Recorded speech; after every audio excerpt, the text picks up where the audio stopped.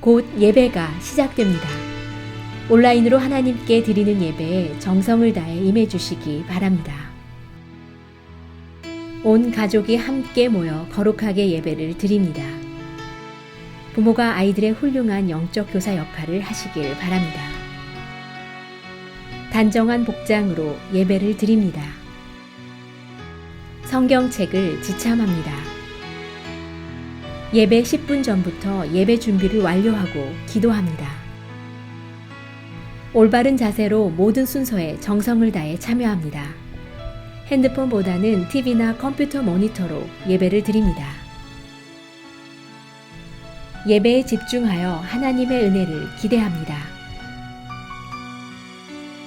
헌금은 정성껏 준비해서 우편으로 보내시거나 직접 교회 사무실 헌금함에 봉헌합니다. 하늘의 문을 여소서 하늘의 문을 여소서 이곳을 주목하소서 주를 향한 노래가 꺼지지 않으니 하늘을 열고 오소서 이곳에 임재하소서 주님을 기다립니다. 기도의 향기가 하늘에 닿으니 주여 임재하여 주소서 이곳에 오셔서 이곳에 앉으소서 이곳에서 드리는 예배를 받으소서 주님의 이름만이 오직 주의 이름만 이곳에 있으니 한 번 더 고백합시다. 하늘의 문을 여소서 하늘의 문을 여소서 이곳을 주목하소서 주를 향한 노래가 꺼지지 않으니 하늘 열고 보소서 이곳에 임재하소서 주님을 기다립니다. 기도의 향기가 하늘에 닿으니 주여 임재하여 주소서 이곳에 오셔서 이곳에 앉으소서 이곳에서 드리는 예배를 받으소서 주님의 이름만이 오직 주의 이름만 이곳에 오소서 이곳에 오셔서 이곳에 앉으소서 이곳에서 드리는 예배를 받으소서 주님의 이름만이 오직 주의 이름만 이곳에 있습니다. 사랑의 하나님 아버지, 오늘도 새로운 하루를 시작할 수 있도록 생명을 주신 하나님께 감사드립니다. 오늘 하루도 주님의 은혜와 사랑 그리고 인도하심 속에 기도와 말씀으로 새롭게 시작하기를 원합니다. 주님 앞에 온전히 영광을 돌리게 하옵시고 하루를 시작하는 모든 성도들에게 마음속에 평안과 기쁨을 주옵소서. 이 시간 세상의 모든 염려와 불안들을 잊게 하시고 오직 우리 믿음의 주님이시며 우리를 온전케 하시는 예수를 바라보게 하옵소서. 말씀을 통하여 그리스도의 인격을 담게 하시고 성령의 감동을 통하여 미래의 비전을 보는 은혜의 시간이 되게 인도하여 주시옵소서. 언제나 선택의 순간마다 아버지의 뜻을 구하게 하시고 인간적인 욕심으로 주님의 빛을 가리는 자가 되지 않게 인도하여 주시옵소서. 하나님 아버지, 이 시간도 온 세상이 코로나 바이러스로 인해 혼돈의 시간을 보내고 있습니다.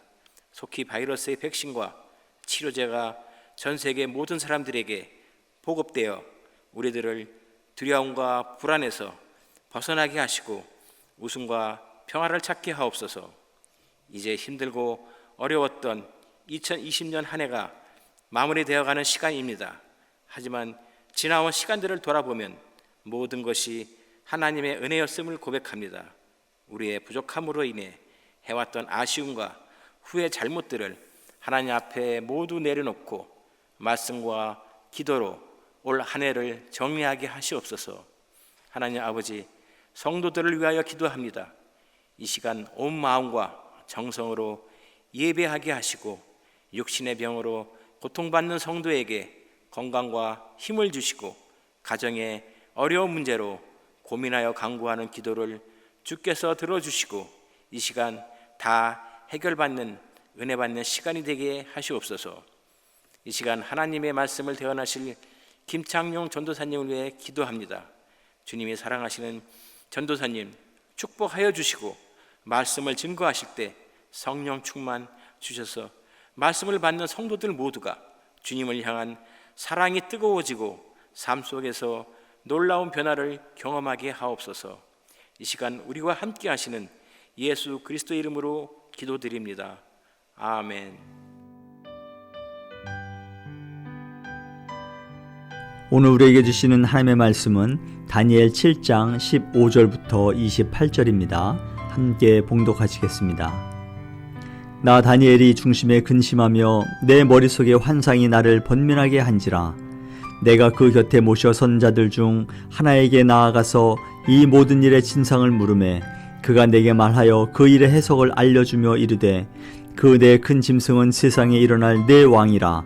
지극히 높으신 이의 성도들이 나라를 얻으리니 그 누림이 영원하고 영원하고 영원하리라. 이에 내가 넷째 짐승에 관하여 확실히 알고자 하였으니 곧 그것은 모든 짐승과 달라서 심히 무섭더라. 그 이는 새요 그 발톱은 노시니 먹고 부서뜨리고 나머지는 발로 밟았으며 또 그것의 머리에는 10뿔이 있고 그 외에 또 다른 뿔이 나오매 세 뿔이 그 앞에서 빠졌으며 그 뿔에는 눈도 있고 큰 말을 하는 입도 있고 그 모양이 그의 동류보다 커 보이더라. 내가 본즉 이 뿔이 성도들과 더불어 싸워 그들에게 이겼더니 옛적부터 항상 계신 이가 와서 지극히 높으신 이의 성도들을 위하여 원한을 풀어주셨고 때가 이름에 성도들이 나라를 얻었더라. 모신자가 이처럼 이르되 넷째 짐승은 곧 땅의 넷째 나라인데 이는 다른 나라들과는 달라서 온 천하를 삼키고 밟아 부서뜨릴 것이며 그 10뿔은 그 나라에서 일어날 10왕이요 그 후에 또 하나가 일어나리니 그는 먼저 있던 자들과 다르고 또 새 왕을 복종시킬 것이며 그가 장차 지극히 높으신 이를 말로 대적하며 또 지극히 높으신 이의 성도를 괴롭게 할 것이며 그가 또 때와 법을 고치고자 할 것이며 성도들은 그의 손에 붙인 바 되어 한 때와 두 때와 반 때를 지내리라. 그러나 심판이 시작되면 그는 권세를 빼앗기고 완전히 멸망할 것이요 나라와 권세와 온 천하 나라들의 위세가 지극히 높으신 이의 거룩한 백성에게 붙인 바 되리니 그의 나라는 영원한 나라이라. 모든 권세 있는 자들이 다 그를 섬기며 복종하리라. 그 말이 이에 그친지라. 나 다니엘은 중심에 번민하였으며 내 얼굴빛이 변하였으나 내가 이 일을 마음에 간직하였느니라. 아멘. 오늘 우리가 함께 나눌 은혜의 말씀은 다니엘 7장 15절부터 28절의 말씀입니다.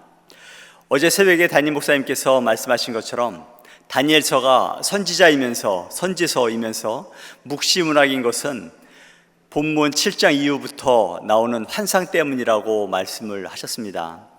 7장 전반부에 나온 네 짐승의 환상에 대해서 천사의 해석이 후반부에 이어지고 있는 것을 보게 됩니다.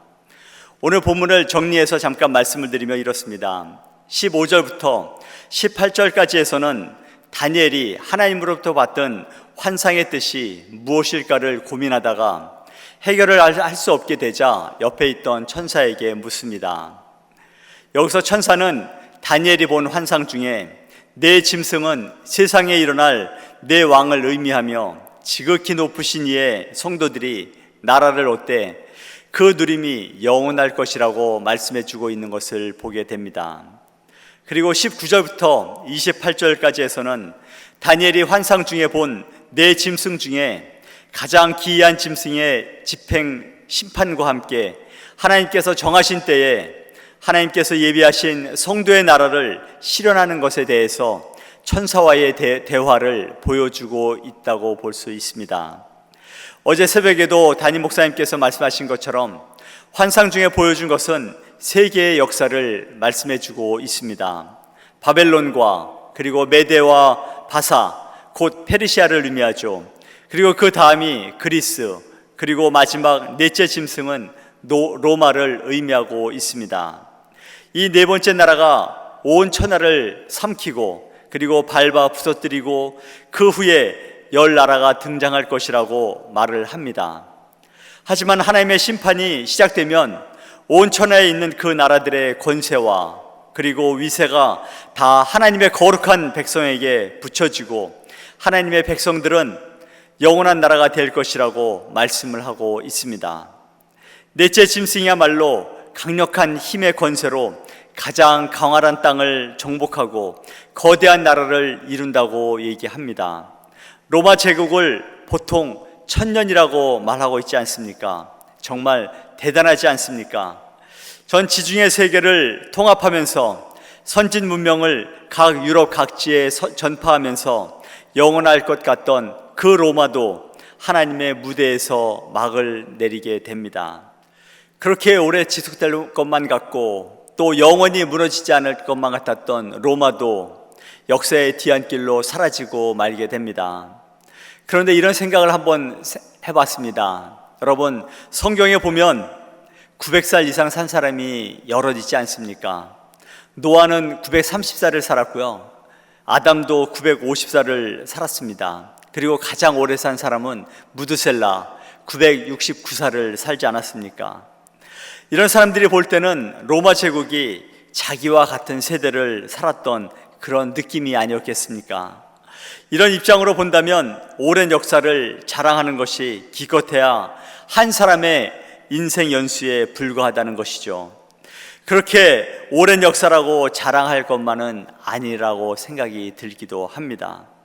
하나님은 다니엘에게 환상을 통해 보여주심으로 인해서 이 세상의 시작부터 종말에 이르기까지 모든 역사를 치밀하게 계획하실 뿐만이 아니라 역사를 섭리하시고 주관하시는 역사의 대주제가 되신다는 사실을 가르쳐주고 있다는 것을 우리들에게 깨우쳐주고 있습니다.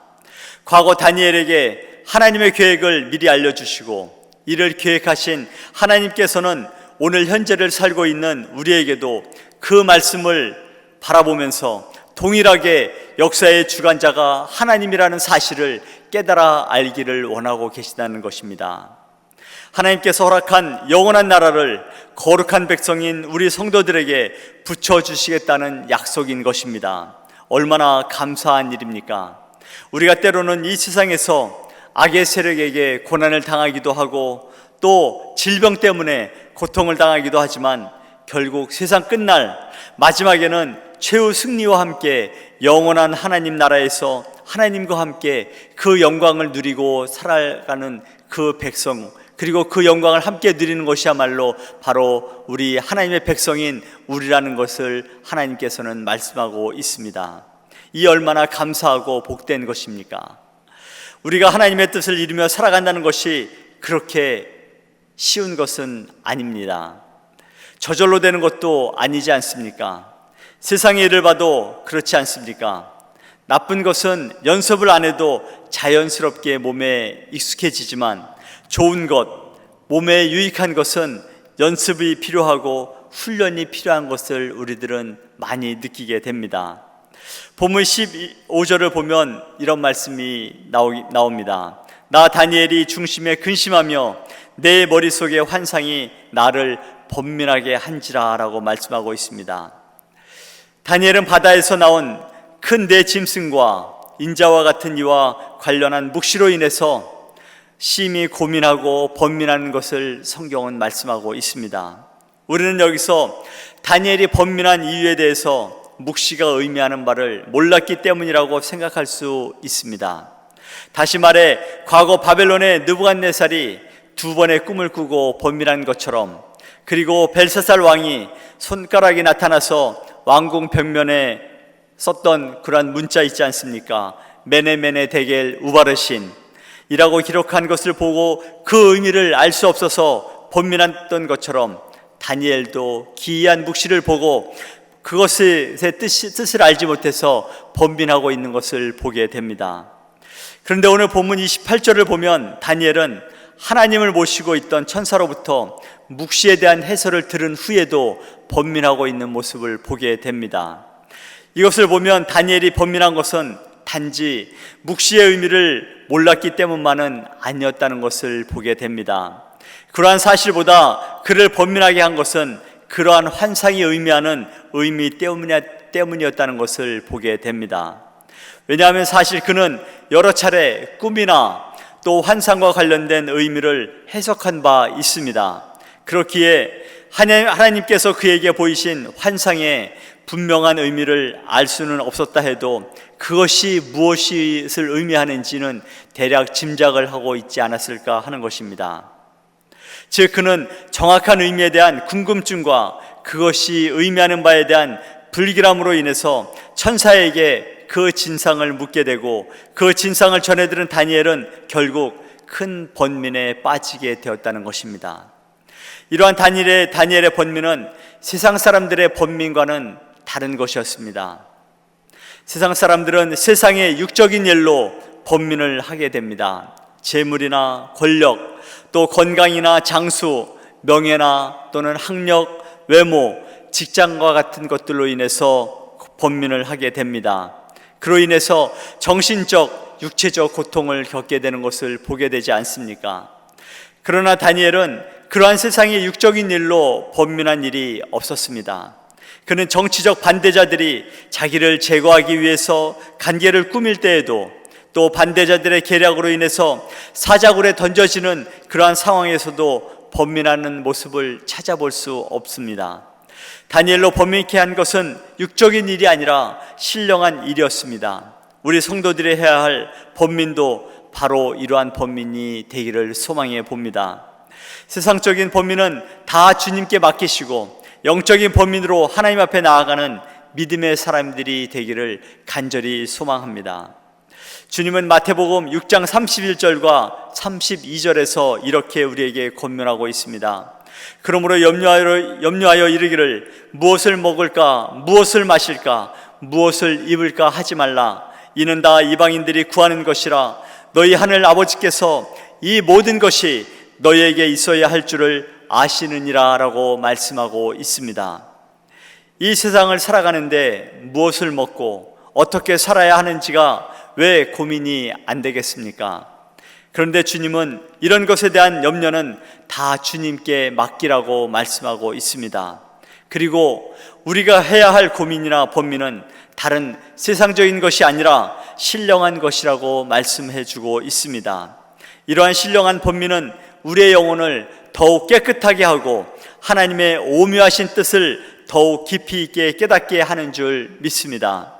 그렇기에 성경은 하나님의 뜻대로 하는 근심은 후회할 것이 없는 구원을 이룬다고 사도 바울은 고린도후서 7장 10절에서 우리들에게 말씀해 주고 있습니다.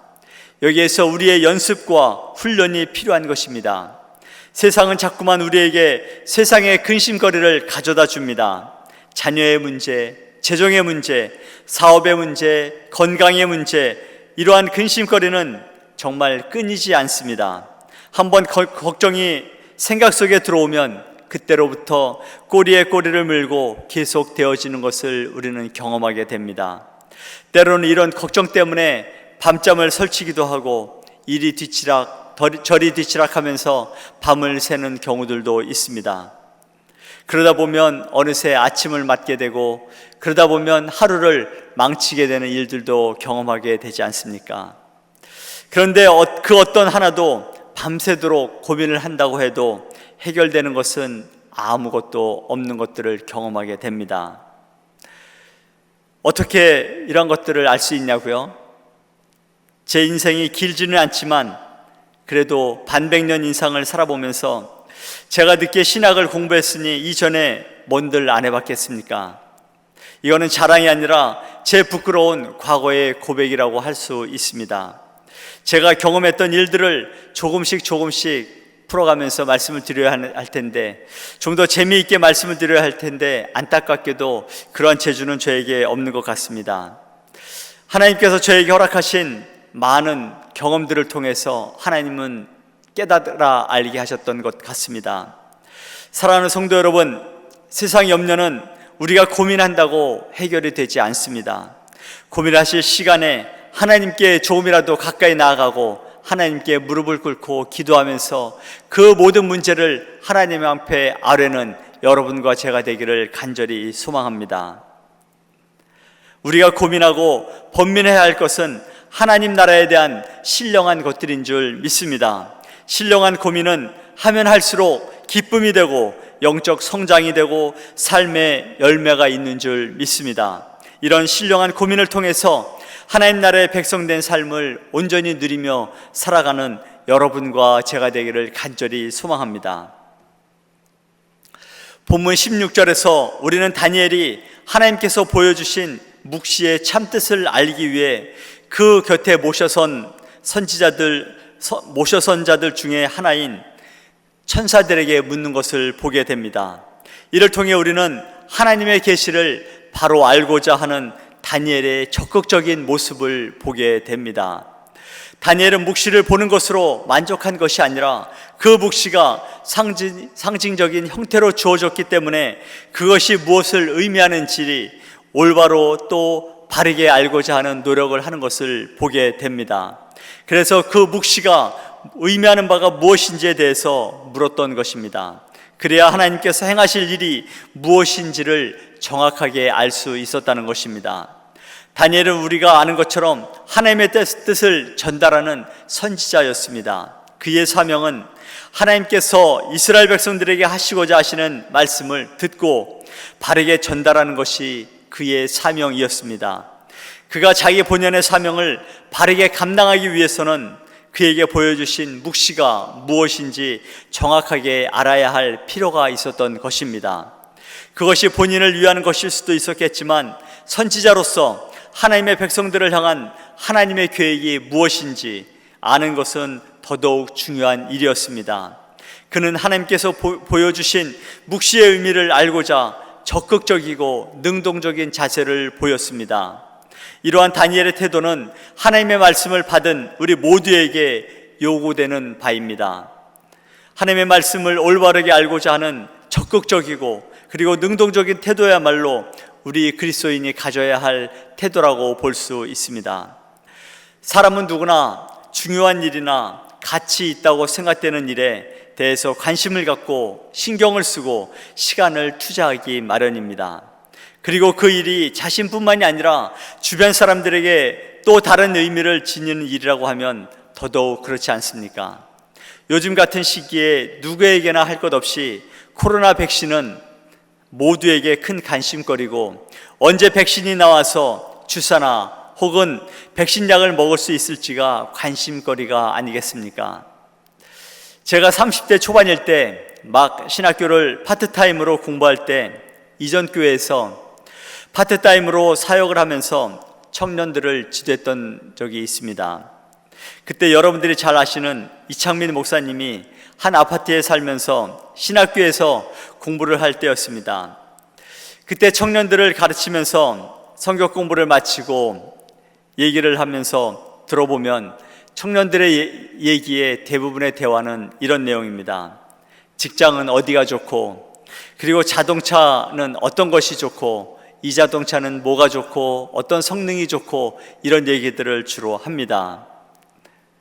그 청년들의 관심의 대상은 직장 아니면 자기들이 즐겨 타는 자동차가 대부분의 얘기의 주된 화제거리였습니다. 그러다가 30대 후반이 되어서 속장이 되고 교회 속장에 속회의 인도자가 되었습니다. 근데 그때 속회원들이 저희 가정을 제외하고는 대부분이 60대, 70대의 어르신들이었습니다. 그 중에는 은퇴하신 장로님도 계셨습니다. 다들 어르신들이다 보니까 속회를 마치고 나면 교제하면서 나누는 대화의 대부분의 얘기는 이런 내용입니다. 은퇴연금 이야기 아니면 건강에 대한 얘기가 주를 이루었습니다. 어디에 무슨 약이 좋고 어디에는 무슨 약이 좋다는 그러한 얘기가 주된 화제거리였습니다. 그러다가 40대 들어서면서 같은 또래의 집사님들을 한 속회로 묶어서 이제 속회를 만들어서 속회 인도자를 꽤 오랫동안 했었습니다. 같은 또래 집사님들이다 보니까 집집마다 아이들이 또한 같은 또래였습니다. 대부분이 같은 초등학교 아니면 중고등학교에 다니는 학생들이었습니다. 그러다 보니까 속회가 끝나고 나서 이야기를 하면 대부분 이런 내용입니다.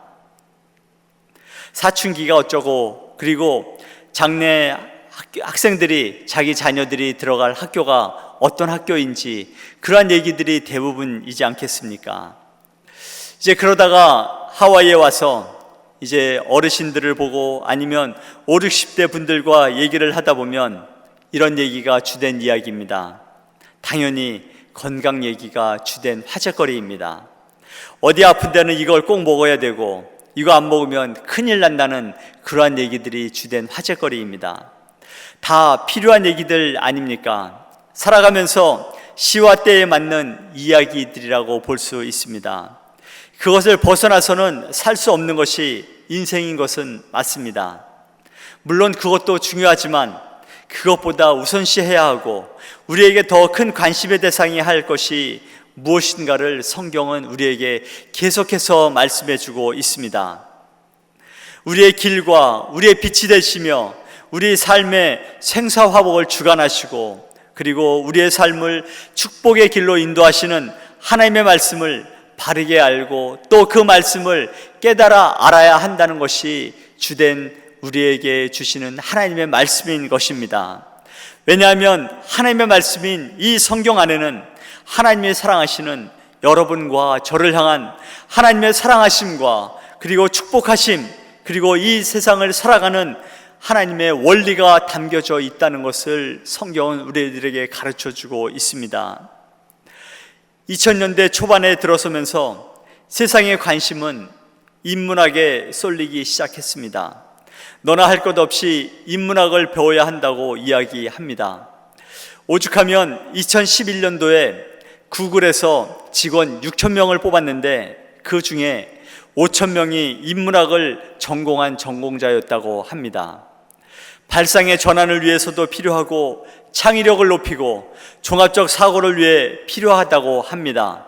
또한 자기 성찰을 위해서 무엇보다도 필요한 것이 인문학이라고 합니다. 그러면 사랑하는 성도 여러분, 성경이 이런 것을 충분히 충족시키지 못합니까? 많은 과학자들이 성경을 통해서 아이디어를 얻는다고 합니다. 여러분, 바다를 주름잡았던 나라가 어디입니까? 영국 아닙니까? 영국은 160년 전에 길이가 100m에 육박하는 배를 만들어서 세계를 주름잡던 때가 있었다고 합니다. 당시로서는 최고의 조선 기술이었다고 하는데요. 여러분, 우리가 다 아는 성경에 있는 역사 아닙니까?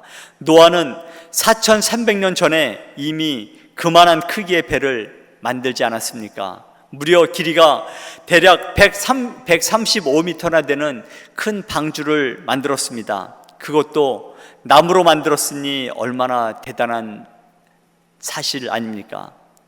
대형 선박들의 비율은 대부분이 노아의 방주의 비율을 따른다고 하는 것이 원칙이라고 합니다. 한국에서 선박해양연구센터라는 곳에서 노아의 홍수 환경을 비슷하게 만들어서 배 12척을 거의 비슷한 비율로 만들어서 약간 다른 비율로 만들어서 실험을 해봤다고 합니다. 안전성을 테스트하고 흔들린 후에 복원되는 복원 안전성, 그리고 종합 안전성을 테스트하는 종합 테스트를 해봤다고 합니다. 그 결과는 뻔한 결과였습니다. 노아의 방주 크기가 가장 안전했다고 합니다. 성경은 과학뿐만이 아니라 천문학, 물리학, 경제학, 생태학, 곤충학 이러한 여러 분야에 걸쳐서 연구의 기반을 제공하고 있다고 합니다. 여러분, 이제 말씀을 정리하라고 합니다. 하나님의 계시인 하나님의 말씀인 성경을 우리에게 주셨습니다. 이 말씀이 우리에게 얼마나 가치 있는 것인지를 알기 위해 우리는 끊임없이 배우고 또 깨우쳐야 될 줄 믿습니다. 하나님 말씀에 대한 무지는 죄를 범하게 되고 마침내는 멸망에 이르게 된다고 성경은 말씀해 주고 있습니다. 우리에게 주신 계시의 말씀, 복음의 말씀인 성경을 알고자 힘써 노력하고 깨우쳐야 할 줄 믿습니다. 말씀 속에 세상을 살아가는 지혜가 담겨 있기 때문입니다. 하나님의 말씀을 늘 가까이 하시고 그 말씀을 통해 날마다 하나님을 만나는 기쁨과 감격을 누리면서 살아가는 여러분과 제가 되기를 간절히 소망합니다.